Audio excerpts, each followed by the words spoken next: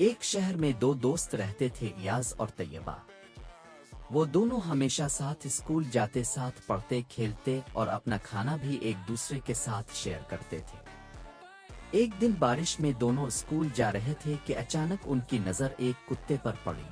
کتا بہت پیارا تھا مگر بارش کی وجہ سے بہت زیادہ گیلا اور گندا ہو چکا تھا۔ طیبہ نے کہا، یاز ہم اسے اپنے ساتھ لے چلتے ہیں۔